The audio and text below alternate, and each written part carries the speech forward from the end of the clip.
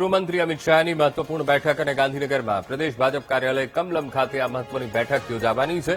સૌથી પહેલા પ્રદેશ અધ્યક્ષ જગદીશ વિશ્વકર્મા અને રત્નાકર સાથે બેઠક યોજાશે। રાજ્યસભાના હોદ્દેદારો માટે સંગઠનના નેતાઓ સાથે બેઠક યોજાશે। તો ગુજરાતના અલગ અલગ ઝોનમાંથી રાજ્યસભાના નામો માટે સૂચના આપી છે। રાજ્યસભા માટે નેતાઓની પસંદગી માટે સંગઠનની તૈયારીઓ તેજ થઈ ગઈ છે। આવતીકાલે અમિત શાહ ઉમેદવારોની પસંદગી બાબતે ચર્ચા કરશે।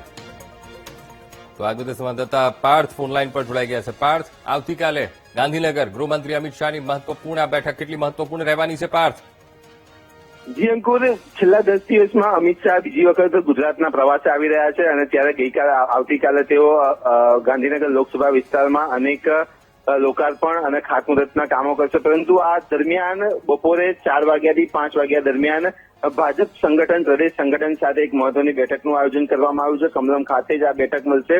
આ બેઠકના મુદ્દાની જે વાત કરવામાં આવે તો હાલમાં જે રીતની અત્યારે માહિતી સામે આવી રહી છે કે અમિત શાહ ગુજરાતના જે 4 રાજ્યસભાની બેઠક જે ખાલી થઈ રહી છે તેના ઉમેદવારોની ચર્ચાને લઈને અત્યારે તેઓ આ બેઠક કરવાના છે। આવતીકાલે બપોરે 4 વાગ્યાની આસપાસ આ બેઠક મળશે અને આ બેઠક મળે તે પહેલા જ ભાજપ પ્રદેશ સંગઠનના જે હોદ્દેદારો છે તેમની મિટિંગ મળી હતી અને પ્રમુખ જે છે જગદીશ વિશ્વકર્માના અધ્યક્ષસ્થાને આ બેઠક મળી હતી અને તમામ જે મહામંત્રીઓ છે તેમને સૂચના આપવામાં આવી છે દરેક ઝોનમાંથી 2 અથવા તો 3 વ્યક્તિઓની પસંદગી કરવામાં આવે રાજ્યસભાના ઉમેદવાર તરીકે અને ત્યારબાદ તે તમામ નામો અમિત શાહની સ્થાને મૂકવામાં આવશે અને ત્યારબાદ અંતિમ નામો ચર્ચા કરવામાં આવશે અને ફાઇનલ કરવામાં આવશે। જી બિલકુલ પાર્થ, સમગ્ર માહિતી સાથે જોડાવા બદલ આપનો આભાર।